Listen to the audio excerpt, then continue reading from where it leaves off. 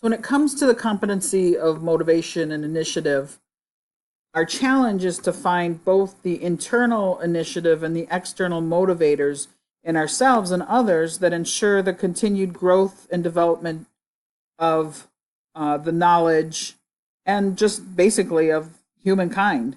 You have to be able to meet individuals on their level and provide them with opportunities for growth.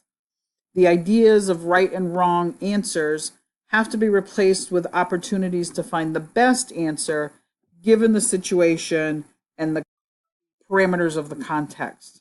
So, given the situation that we're in, what is the right answer or best answer under these circumstances? And what you'll find in regardless of whatever healthcare profession that you go into, that's the way the board exams are often written. And that's why those of you who had me for Gen Med, that's why I wrote the exams the way that I did. What is the best answer? What is most likely to happen?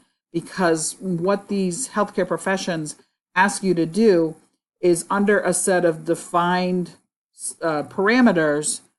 What is it that we should do? What is it we ought to do? What is the best thing to do in that situation?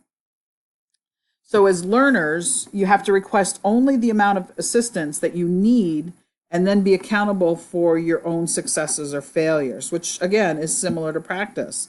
If we provide too much assistance to the client or the patient, they are not going to improve and they're not going to grow. If we continue to do things for them, and as difficult as it is sometimes to see a person struggle, if we do too much for that person, they're not going to learn to develop the skills to do it themselves. So we need to provide what we call in occupational therapy, but it's applicable to all of the healthcare professions, is to provide the just right challenge. So to meet them where they are and make a task challenging enough for skill development, but not so challenging that they get frustrated and they give up. So that's what you consider the just right challenge. So that's what you want to do in addressing motivation and initiative.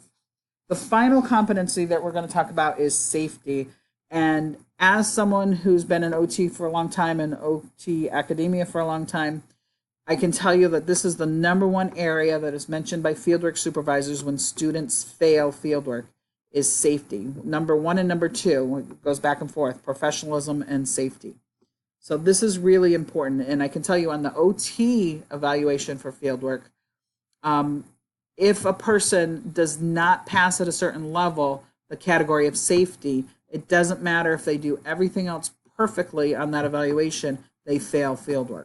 So it's important to always follow safety requirements, safety parameters. Remember, in healthcare, non-malfeasance, do no harm. So always think before you act and don't, do what you have to do so that you don't hurt the person. Think before you act. It's important to observe the environment and the client for any potential harm. Kind of assess everything that's happening with the environment. Is there a cord to their IV that's hanging down that they might trip on? Is their wheelchair locked? So you really want to, when you enter an environment, pay attention to all of the big and small details that are within the environment. Pay attention, use your head, and the key to safety is to think. Whoops, I did want to talk about a couple of examples. I had a student whose patient was complaining of difficulty breathing and fatigue. Wasn't actually my fieldwork student, but one of the students who was out on fieldwork. So the student sat the client down, used the pulse oximeter. Patient's oxygen saturation was really low. The student discontinued the treatment, notified nursing and supervisor, returned the client to her room. That was the right thing to do. That was the safe thing to do. I had a student who did not use a gait belt for a transfer. She independently did a two-person transfer because she didn't want to bother anyone else. The patient fell. Student ended up with a back injury. Not the safe thing to do. Another student who left a patient who was supervision withstanding status. She left her standing independently in the bathroom to retrieve a soap and a washcloth. Okay, nothing fortunately happened. but that is not a safety measure. Also goes back to the competency of time management and being prepared. So just remember to think, pay attention to detail, observe the environment. Those are the best things that you can do.